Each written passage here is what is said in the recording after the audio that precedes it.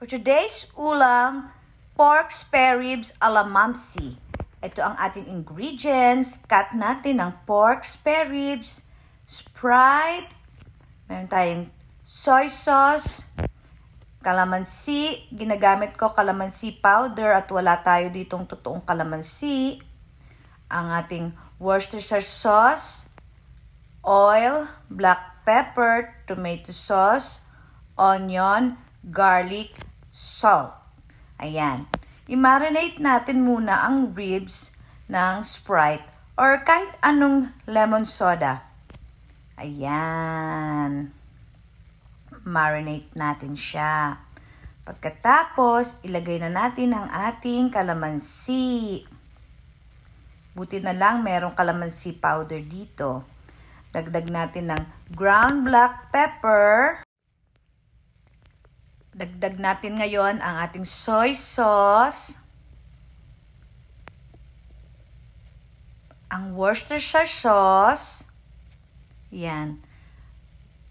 Yan ang magpapasarap sa ating pork spare ribs, ang Worcestershire sauce. Ang hirap i-pronounce mga kamamsi. Carry na, kahit ano. Ayan.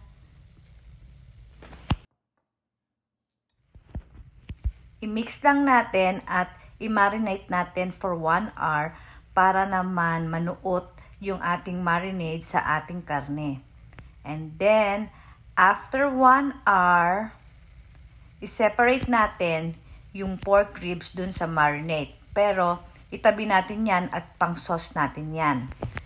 Ayan na, mag-heat na tayo ng oil at isi-sear natin yung pork ribs hanggang ito ay maging golden brown. Ayan.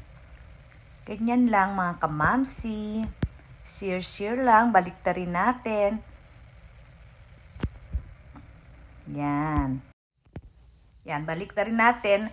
At pagkatapos naman ay kunin na natin yung first batch. And then, salang naman natin ulit yung second batch. Medyo marami-rami kasi itong aking gagawin. Alam mo naman, pag ito ang ulang, napakasarap talaga. Kaya, mapaparami talaga ang kain namin dito. Ayan. Yan na ang second batch. Hanguin ulit natin ito para i-ready naman natin ang susunod na paggawa ng sauce para sa ating pork spare ribs. Mag-init tayo ulit ng kawali at pagkatapos ay maglagay tayo ng oil. Pag mainit na, maglagay tayo ng garlic at onion. Gisa-gisa lang natin ito. Yan, haluin lang natin hanggang sa maluto ang sibuyas. Pagkatapos ay ilalagay na natin ang na-seared na mga pork ribs. Halo-halo lang mga kamamsi. At tapos maglalagay na tayo ng tomato sauce. Pagkatapos ay ilalagay na natin yung marinade natin para yan na magsisilbing sabaw sa ating pork spare ribs. Pakuluan natin hanggang sa lumambot na ang ating ribs. Halu-haluin para hindi manikit. Maglagay ng salt. And pakuluan lang natin ng pakuluin hanggang sa lumambot yung ribs natin. Maglagay din tayo ng ground black pepper, pampalasa at tubig hanggang sa lumambot na ang ating pork.